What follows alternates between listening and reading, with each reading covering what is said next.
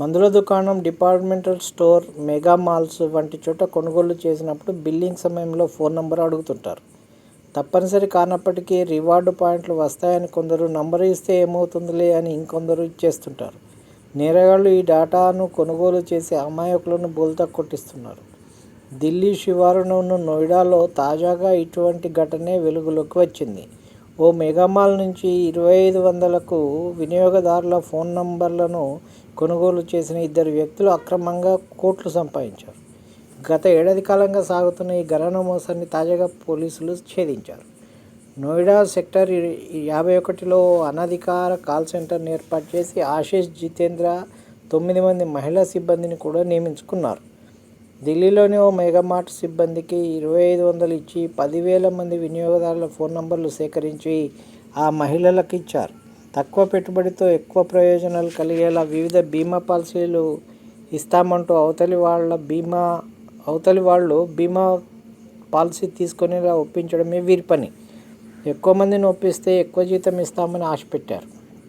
ప్రధానంగా ఢిల్లీ నగరానికి బయట ఉన్న వారిపైన దృష్టి పెట్టాలని సూచించారు. తమ ఉనికిని ఎవరు గుర్తుపట్టకుండా ఉండేలా తప్పుడు ఆధార్ వివరాలతో 10 సిమ్ కార్డులు తీసుకున్నారు. వాటి ద్వారా మాత్రమే కాల్ సెంటర్లో ఉద్యోగులు ఫోన్ చేసేవారు. ఒకవేళ మోసపోయామని ఎవరైనా గుర్తించి పోలీసులకు ఫిర్యాదు చేసిన చిరునామా ఆధారంగా గుర్తుపట్టకుండా ఉండేందుకు ఈ పన్నాగం. బాధితులు పంపిన డబ్బు విషయంలోనూ ఆశీష్ జితేంద్ర పక్క ప్లాన్తో వ్యవహరించారు.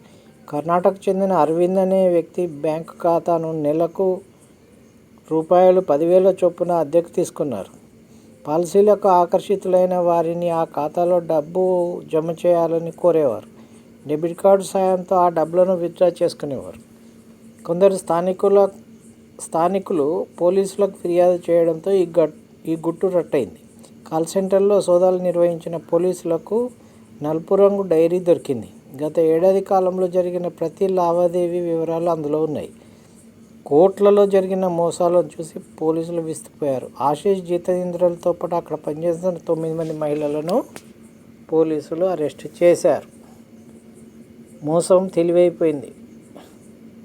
మోసం చేయడం తెలివిగా భావిస్తున్నారు గాడిదలు.